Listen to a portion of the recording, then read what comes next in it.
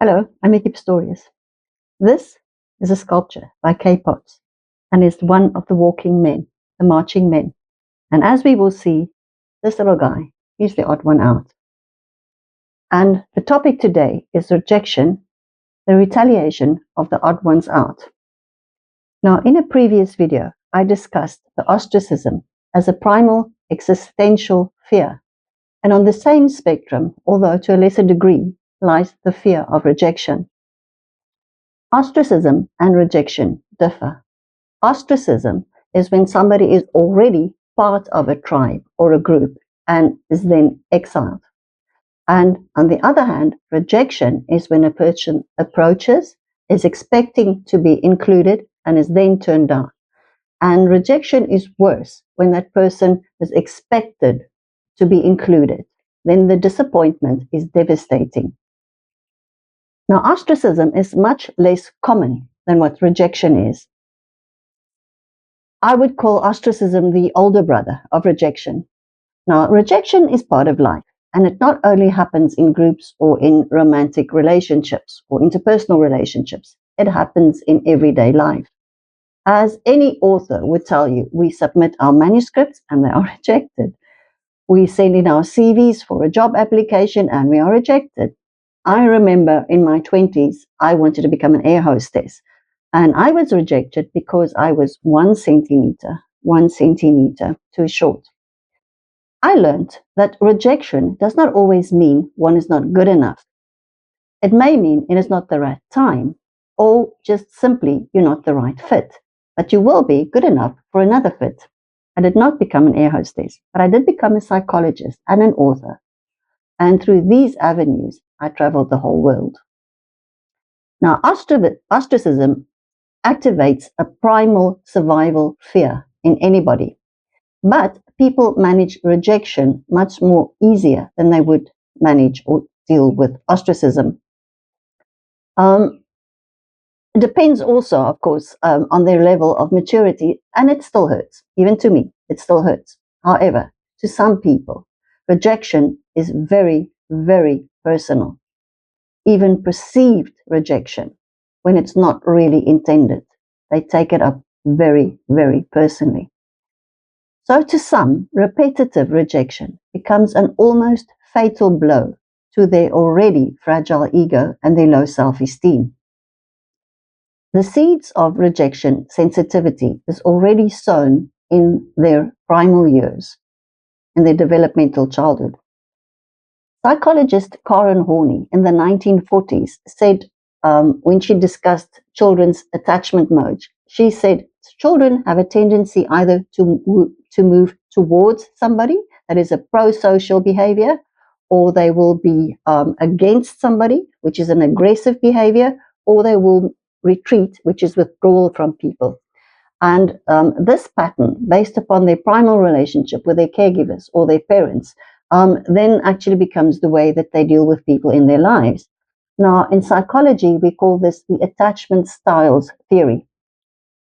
In a recent article, a 2024 article, psychologist Judy Manana, and the article's title is Disorganized Attachment, the Childhood Environment. She explains why children with disorganized attachment styles seek emotional care from their caregivers. But, she says, they have good reason to believe, based upon their previous experience, that their attempts to connect will be met with intensifying levels of rejection, non-responsiveness, punishment, abuse, or fear-inducing tactics, all of which will leave them feeling significantly worse than the emotional loneliness which compelled them to seek connection in the first place. Now, Manana also says during moments of extreme stress, these children with a disorganized attachment style are prone to uncontrollable emotional outbursts. So due to long-term rejection and a disorganized attachment, the child is so focused on protecting their battered ego and their fragile ego that they become fixated on their one-sided view of the world, and they are trapped in this heavy, endlessly ruminative thought mode, which of course then exacerbates their rejection sensitivity. And with this inherent default, they then enter the school environment, where they are sometimes mercilessly rejected and bullied. Now, although bullying and rejection is not the same thing, bullying often leads to peer rejection, simply because their friends are afraid of being associated with the bully in case they are bullied as well. So the victim's attempt at pro-social inclusion are then rejected out of fear of association. Some compassionate children may side with the victim and they may stand up to the bully. The far-reaching consequences of these acts of kindness and compassion and courage may be that they actually save lives in future. These children are, of course, not aware of this, and perhaps not even are their parents aware of this. But being in this field, or practicing in this field for many decades, I can recall many testimonies of people who said that an act of kindness turned them around. And sadly, also how an act of bullying led others on a murderous path. With these children, the seeds that were sown during their childhood development sprouted roots during their primary school years, and by the secondary school, it has become an ingrained pattern. A neuropath has already been established, a narrative that the brain believes. And the underlying subtext here is, I am unlovable. Nobody wants me. It is commonly accepted by neuroscientists that the prefrontal cortex, this is the so-called adult brain, responsible for executive decisions, only matures around the age of between 25 to 28, not 85. Heaven helps us. So the teenagers lack, therefore, and the children younger than that, they lacked the mature executive functions of the adult brain. Now, the medial prefrontal cortex of the brain is the part where we evaluate ourselves and we compare ourselves with others. So how do we measure up to others? Will we be accepted by others? Will we be rejected? Now, mature adults will have developed enough self-confidence to know that they will not be liked by everybody. They may be rejected. But this doesn't really matter because there are other people that will like them and that will accept them. It's a matter of the right fit at the right time. However, since this part is still developing in teenagers, they are much more self-conscious. They are more easily socially embarrassed. They are more sensitive about their appearance and whether they fit in with their peers. To the extent that making a public fool of themselves or being made fun of by parents or teachers or their peers can lead to suicide or even murder. The teenager's fragile ego is psychologically threatened by the public exposure of incompetence. Sometimes teenagers are teased because they have pimples, or they know that by the following day they have to give a speech in class.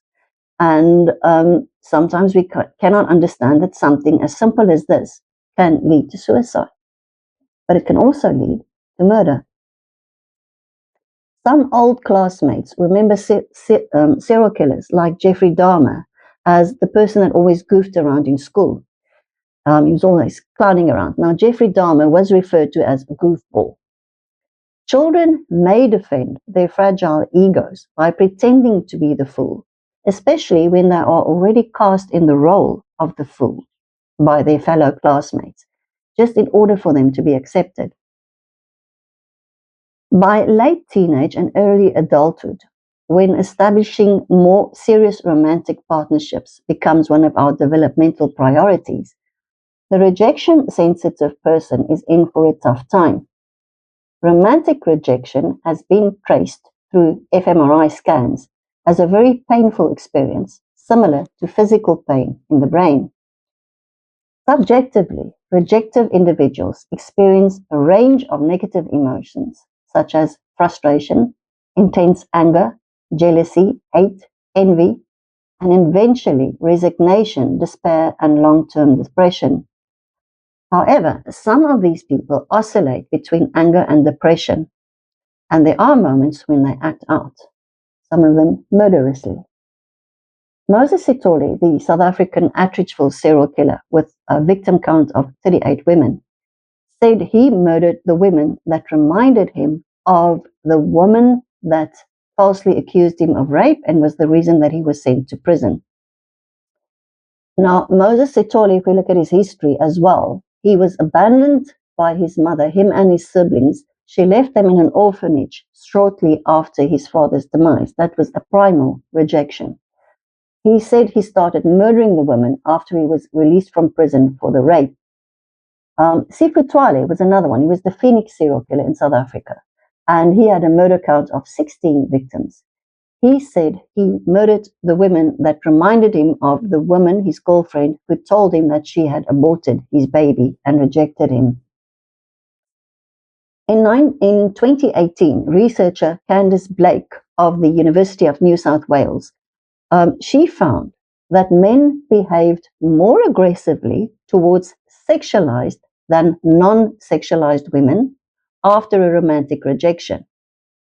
Another researcher, Arif Baumeister, already in 1996, posited that because sexualized women are perceived to be sexually permissive, interacting with them may elevate a man's anticipated sexual success, and thus his self-esteem prior to the rejection.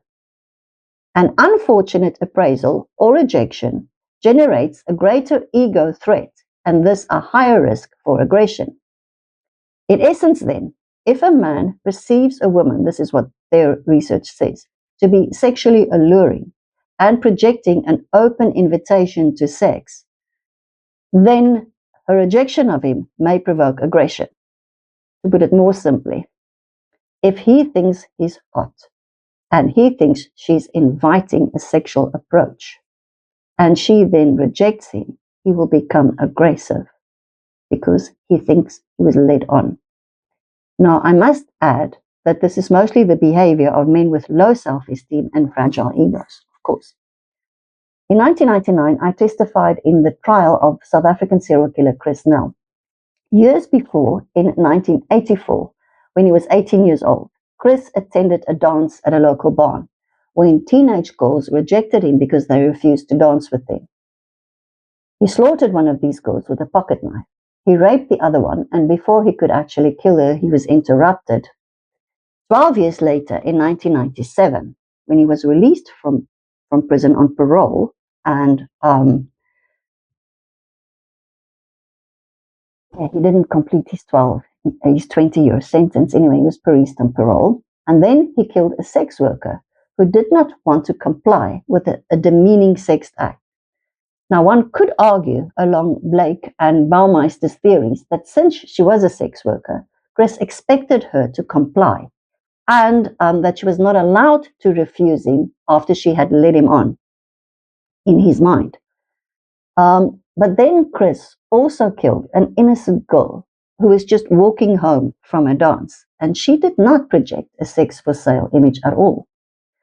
Chris never showed any remorse, and he was sentenced to life imprisonment again. One wonders what would happen if he's paroled again. Can we save innocent lives by teaching our children compassion? Can we teach them what is the impact of their behavior on other people around them?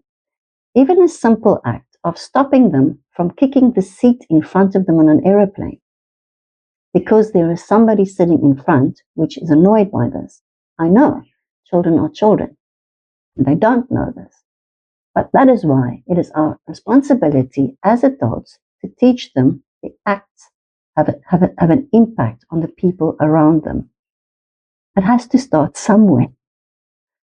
If you are seriously interested in how rejection impacts on criminal personality, the research and the neuropsychology behind it, then please join my Patreon community on the Patreon platform with the name Micki Pistorius.